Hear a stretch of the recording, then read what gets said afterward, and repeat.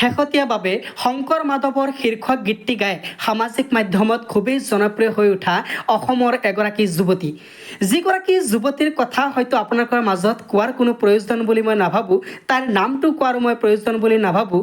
তাই হৈছে ছালমা জাহান, আৰু ছালমা জাহানৰ ঘৰ হৈছে অসমৰ মৰিগাঁও জিলাত। আৰু ছালমা জাহান ইতিমধ্যে কেইবাটাও গীত গাইছে, আৰু সেই গীতবিলাক ৰাইজে ইমানেই ভাল পাইছে, লাখ লাখ মানুহে ছালমা জাহানৰ গীতবিলাক চাইছে, শ্বেয়াৰ কৰিছে, ফ'ল' কৰিছে। ইতিমধ্যে ছালমা জাহানে আন এটা গীত গাইছে, সেই গীতটিও সামাজিক মাধ্যমত খুবেই ভাইৰেল হৈ পৰিছে। মই গীতটো আপোনালোকৰ মাজলৈ আগবঢ়াই দিছোঁ, আৰু মোৰ বিশ্বাস আপোনালোকে ছালমা জাহানৰ গীতটো যদি শুনে আপুনিও শ্বেয়াৰ নকৰাকৈ থাকিব নোৱাৰিব। আসসালামু আলাইকুম, নমস্কাৰ। মই ছালমা। আজি মই এটি ভক্তিমূলক গীত গাব লৈছোঁ। আশা কৰোঁ গীতটি শুনি সকলোৱে ভাল পাব। কীৰ্তন দশমৰ শংকৰ গুৰু, ৰত্নাৱলী ঘোষাৰে মাধৱ গুৰু। কীৰ্তন দশমৰ শংকৰ গুৰু, ৰত্নাৱলী ঘোষাৰে মাধৱ গুৰু। ভাগ্যলিপি লিখনি কপালতে ধৰোঁ, গোসাঁনীৰ চৰণত প্ৰণিপাত কৰোঁ।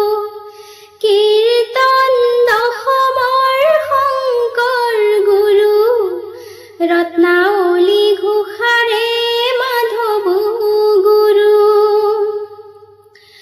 ঘৰকো তেজিলোঁ, বাটকো তেজিলোঁ, ঘৰকো তেজিলোঁ, বাটকো তেজিলোঁ।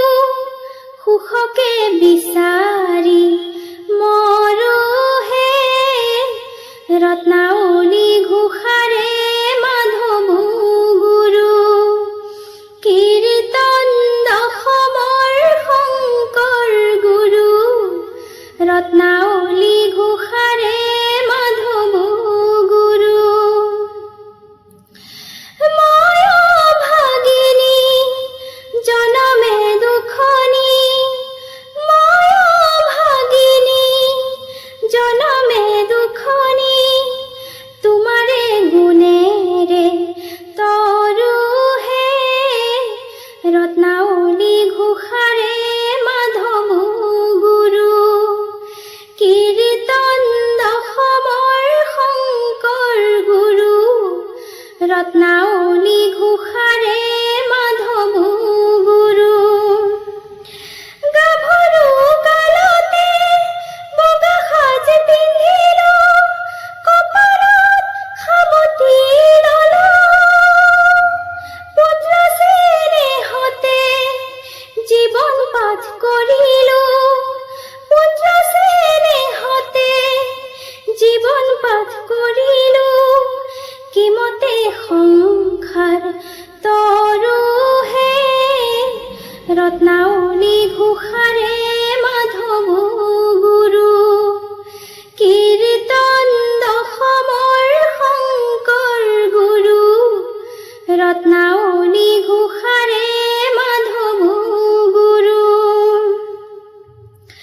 ঘৰতে আগিলোঁ, বাট হেৰুৱালোঁ, ঘৰতে আগিলোঁ, বাট হেৰুৱালোঁ। এন্ধাৰত সপনি ধৰোহে, ৰত্নাৱলী ঘোষাৰে মাধৱ গুৰু। কীৰ্তন দশমৰ শংকৰ গুৰু, ৰত্নাৱলী ঘোষাৰে মাধৱ গুৰু। অথাই জলধিতে ডিঙা মেলি দিলোঁ, অথাই জলধিতে ডিঙা মেলি দিলোঁ। দুখকে সাৰথি কৰিহে, ৰত্নাৱলী ঘোষাৰে মাধৱ গুৰু। কীৰ্তন দশমৰ শংকৰ গুৰু, ৰত্নাৱলী ঘোষাৰে মাধৱ গুৰু। মোৰ বিশ্বাস গীতটি হয়তো আপোনালোকৰ নিশ্চয় ভাল লাগিছে। এতিয়া আন এটা গীত আপোনালোকৰ মাজলৈ আগবঢ়াই দিছোঁ, সেই গীতটো শুনক কেনেকুৱা লাগে। ও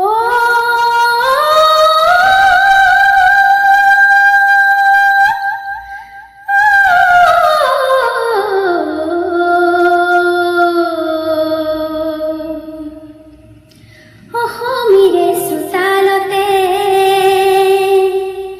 ৰদালিয়ে চেনেহতে মৰমৰ ফাকু খেলে ৰঙতে নাচে পখিলী মাতে মোক হাত বাউলি মাতে মোক হাত বাউলি অসমীৰে চোতালতে ৰদালিয়ে চেনেহতে মৰমৰ ফাকু খেলে ৰঙতে নাচে পখিলী মাতে মোক হাত বাউলি মাতে মোক হাত বাউলি নীলা নীলা পাহাৰতে ডালিমিয়ে কথা পাতে জুৰিৰ কাষতে ৰৈ হিয়াৰে বতৰা কয় মনয়া তোৰে চুলি অ মনয়া তোৰে চুলি মাতে মোক হাত বাউলি মাতে মোক হাত বাউলি ভয়া মৰে পথাৰতে ৰোৱনী লখিমীহঁতে উলাহ জুৰিলে গান বনগীত শুনিয়া তান হাঁচতি তামোল খুলি অ হাঁচতি তামোল খুলি মাতে মোক হাত বাউলি মাতে মোক হাত বাউলি চেনেহৰে অখনি কত ৰূপৰ জিলিঙনি সপোনৰ শুৱনি মাত হিয়াৰ কণী নিশাত কিনো ৰূপে ভুলালি অ কিনো ৰূপে ভুলালি মাতে মোক হাত বাউলি মাতে মোক হাত বাউলি অসমীৰে চোতালতে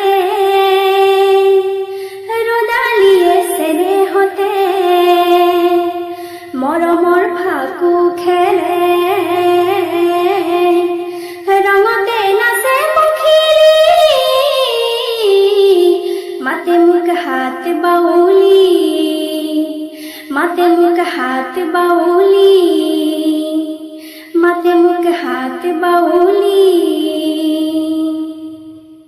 আৰু এটা কথা ক'ব লাগিব, ছালমা জাহান মুছলমান সম্প্ৰদায়ৰ পৰা অহা এগৰাকী যুৱতী, কিন্তু ছালমা জাহানে গাব পাৰে ভক্তিমূলক গীত, বৰগীত, ভূপেন্দাৰ গীত আৰু আধুনিক যিবিলাক গীত আছে গীতবিলাক সুন্দৰভাৱে গাব পাৰে, যাৰ কাৰণে হয়তো ছালমা জাহান কম সময়ৰ ভিতৰতেই সামাজিক মাধ্যমত জনপ্ৰিয় হৈ উঠিছে। শ্বেয়াৰ এটা কৰি দিব আৰু তাইক আৰু এখোজ আগুৱাই যোৱাত আপোনালোকে সহায় কৰি দিব। ধন্যবাদ।